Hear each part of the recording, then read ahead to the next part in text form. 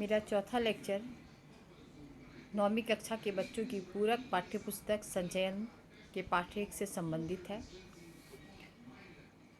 प्रस्तुत पाठ, जिसका शीर्षक गिल्लू, महादेवी वर्मा द्वारा रचित मेरा परिवार से ली गई एक संस्मरणात्मक गद्य रचना है।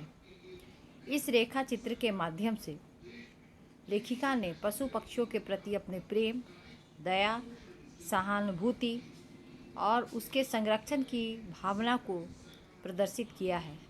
साथ ही उन्होंने इतने सुंदर शब्दों, अलंकृत भाषा के द्वारा पाठकों के मर्म को इस तरह से छुआ है कि वे भी पशु पक्षियों के प्रति संवेदनशील होने को बाध्य हो जाते हैं। तो आइए अब हम लोग ये गिल्लू पाठ जो है इसको हम लोग समझें।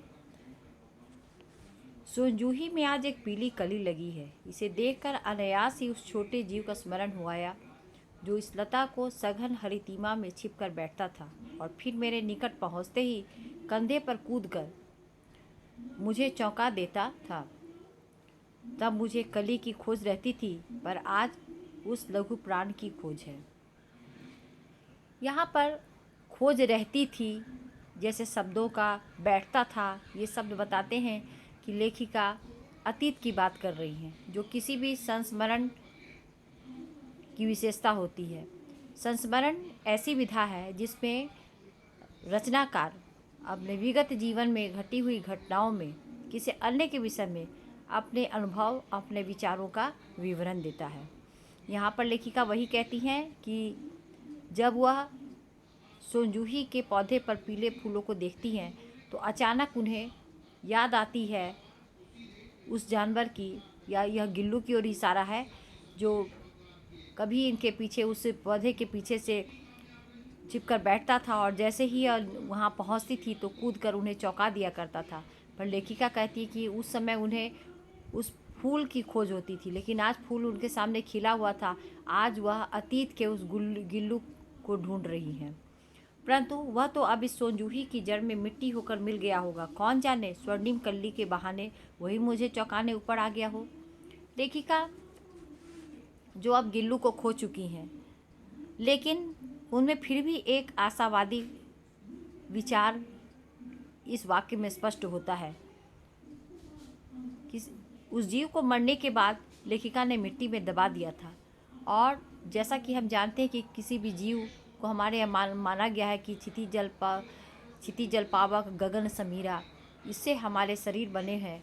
तो और मरने के बाद वो जाकर फिर इसी मिट्टी, इसी जल, इसी वायु, इसी हवा, इसी अग्नि को समर्पित हो जाते हैं। तो आज गिल्लू का शरीर नहीं है, वो मिट्टी में मिल चुका है, रूप बदल चुका है और उसी मिट्टी से पोषण पाकर इस पौधे में, इस सोनजूही के पौधे में जो पीला फूल खिला है, कहीं न कहीं वह जीवन, आज उस जीव का जीवन फूल के जीवन में बदल गया है।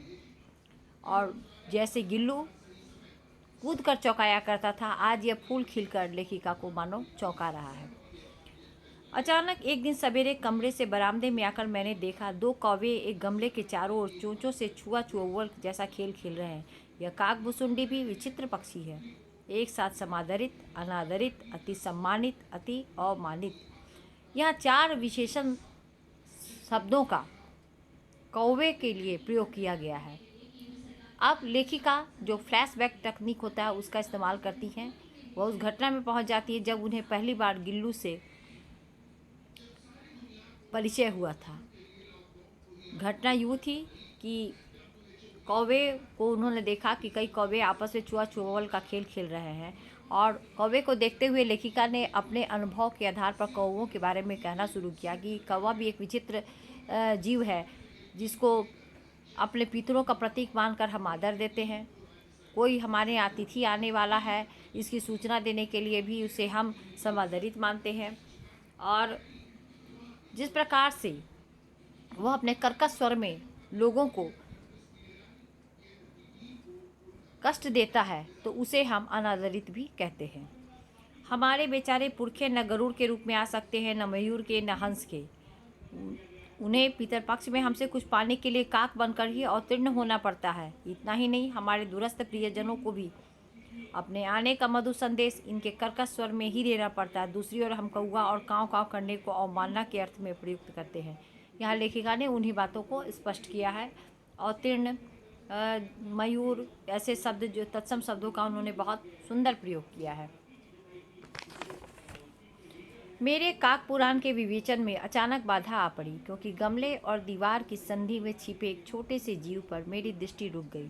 निकट जाकर देखा, गिलहरी का छोटा सा बच्चा है जो संभवतः घोंसले से गिर पड़ा है और अब कौवे जिसे सुलभ आहार खोज रहे हैं।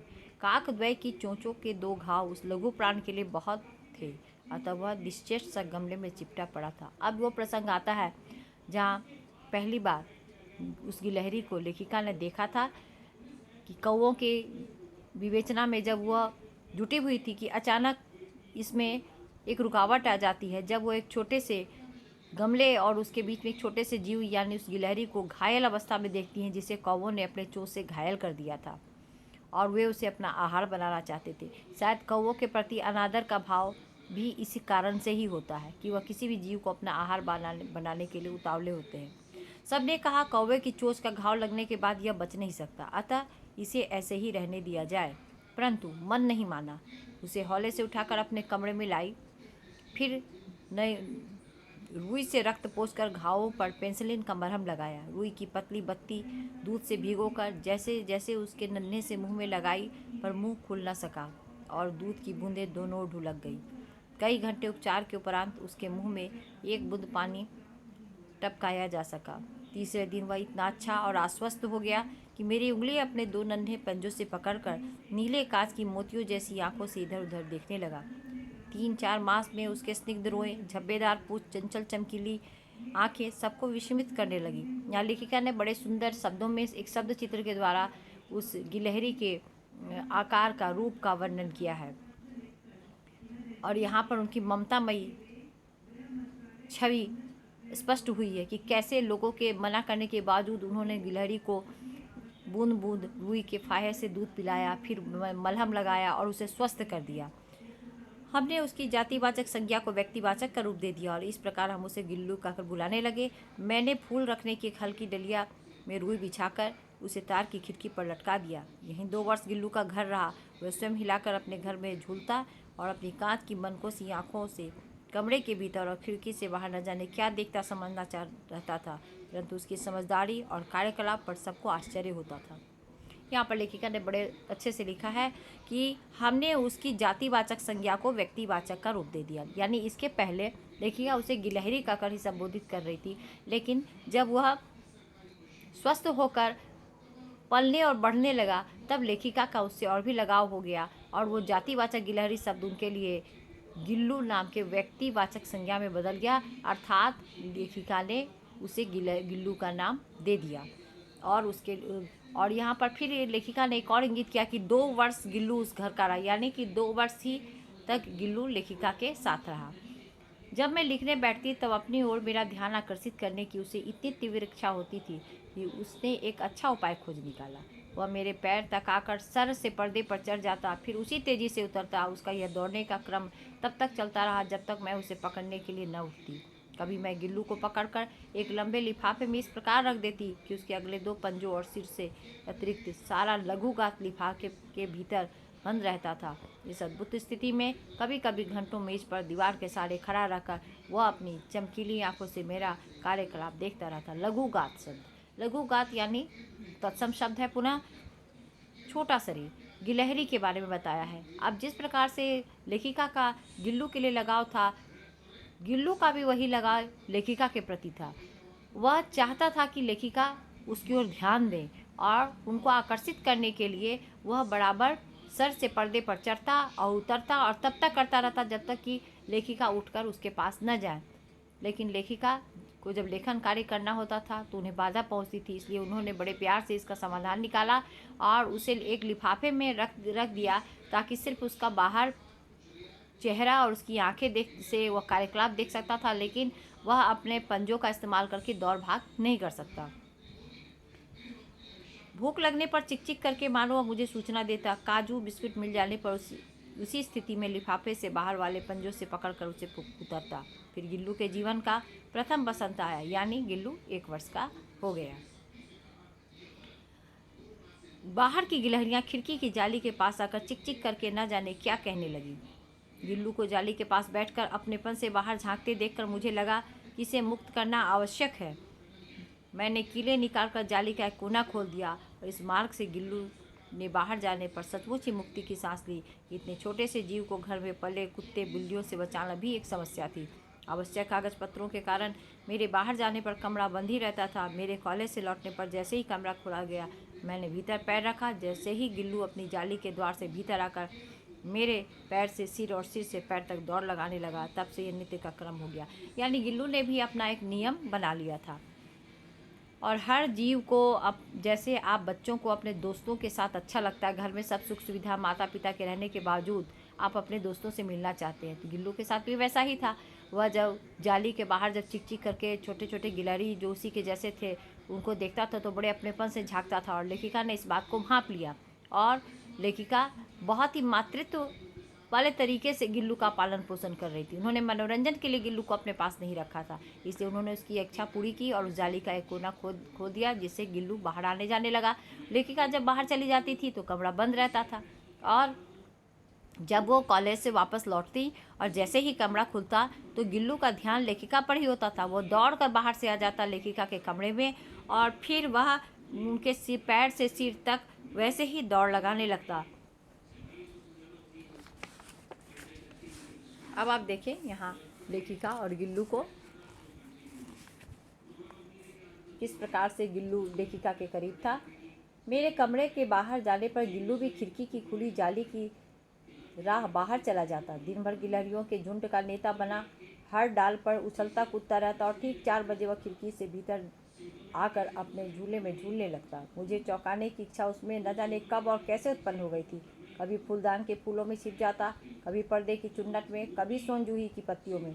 मेरे पास बहुत से पशु पक्षी हैं और उनका मुझसे लगाव भी कम नहीं है, परंतु उनमें से किसी को मेरे साथ मेरी थाली में खाने की हिम्मत नहीं हुई।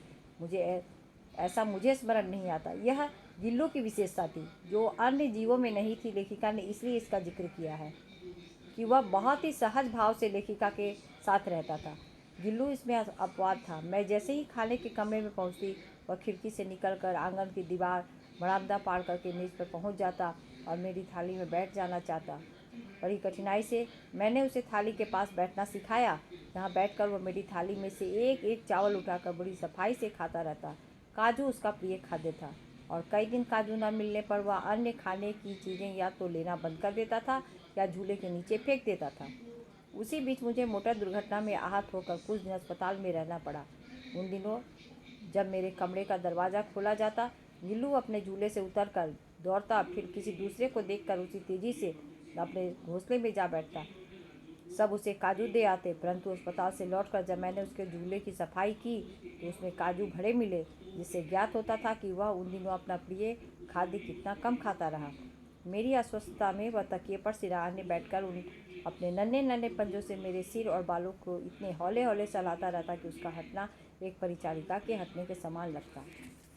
यहाँ लेखिका ने ये बताया है कि सिर्फ लेखिका ही गिल्लू के प्रति ऐसा भाव नहीं रखती, बल्कि बदले में गिल्लू इस बात को समझता भी था और वह उसी भाव से लेखिका से मिलता था। जैसा कि उन्होंने कहा कि काजू उसका प्रिय आहार था, अगर वो नहीं मिले तो वह अन्य चीज़ों को खाता नहीं या झूले के नीचे फेंक देता। लेकिन जब एक बार लेखिका दुर्घटनाग्रस्त होकर अस्पताल चली जाती हैं तो जैसे हम दुखी होते हैं, हमारा जब मन अच्छा नहीं होता है तो हमें खाना पीना अच्छा नहीं लगता, ठीक उसी तरह से गिल्लू ने भी लेखिका के न रहने पर खाना पीना छोड़ दिया था। इसका पता लेखिका को अस्पताल से लौटने के बाद पता चला, जब उन्होंने देखा कि उसके डलिए पर काजू जैसे के वैसे रखे हुए हैं।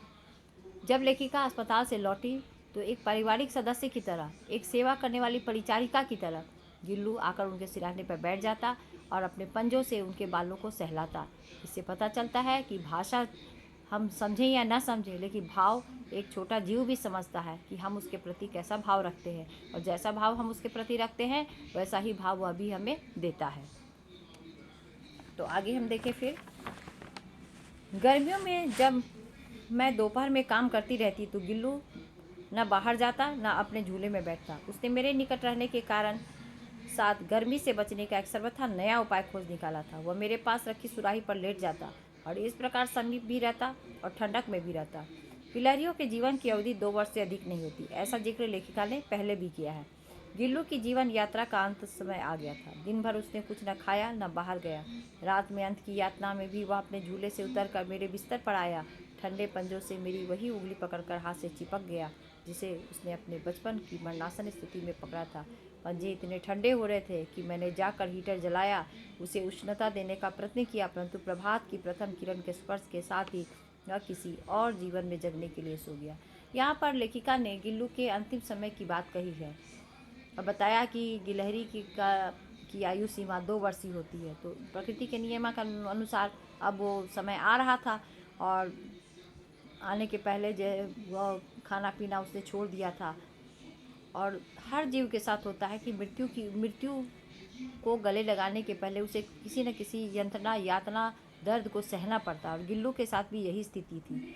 लेकिन उस यातना को सहते हुए, वह दर्द को सहते हुए भी वह लेखिका से अपने लगाव को, मोह को भूल नहीं पाया और वह अपने झूले से उतरकर उनके बिस्तर पर आया और अपने ठंडे पंजों से, क्योंकि अब उसका मृत्यु करीब थी इसलिए अब उसका शरीर धीरे धीरे ठंडा हो रहा था, ठंडे पंजों से वह लेखिका की उंगली को उसने पकड़ा और चिपक गया। यानी अब उसकी चेतना खत्म हो रही थी और जैसे ही उसने उसे वह चिपका, लेखिका को उसका प्रथम स्मरण आ गया। यह होता है कि जब किसी चीज़ का अंत होता है तो हम फिर एक फ्लैशबैक में, एक अतीत में चले जाते हैं और वह प्रथम घटना हमें याद आ जाती है। यहाँ लेखिका के साथ भी वही हुआ है और वो याद आ जाता है कि किस तरीके से जब वो कौवे के द्वारा घायल किया गया था और लेखिका शायद नहीं बचाती तो शायद वह उसी वक्त मर चुका होता और किस तरह से वह स्पर्श हुआ था, वह लेखिका को याद आ गया।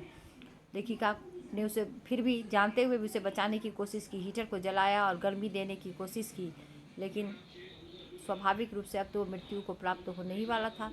और अंतिम वाक्य में उन्होंने लिखा कि प्रभात की प्रथम किरण के स्पर्श के साथ ही वह किसी और जीवन में जागने के लिए सो गया। बहुत ही सुंदर, बहुत ही अलंकृत वाक्य उन्होंने लिखा है कि प्रभात की प्रथम किरण के स्पर्श के साथ ही, यानी सुबह होते ही वह किसी और जीवन में जागने के लिए सो गया। उन्होंने ये नहीं कहा जो हमारी भारतीय मान्यता है कि शरीर नश्वर है, आत्मा नश्वर नहीं है, वो शरीर बदलती है। तो वही उन्होंने लिखा है कि वह सुबह होते ही वह किसी अन्य शरीर में, अन्य जीवन में जागने के लिए वह इस शरीर के जीवन में सो गया। यानी उसके मृत्यु को उन्होंने सोना कहा है और कहीं अन्य जीवन प्राप्त करने को उन्होंने जागना कहा है। जो पाठ के प्रारंभ में भी उन्होंने पीले फूलों में को खिलते देखकर उसमें गिल्लू के एहसास को पाया है। उन्हें लगा कि गिल्लू आज उन्हें इस फूल के रूप में मिलाया, इसी बात का जिक्र उन्होंने किया है।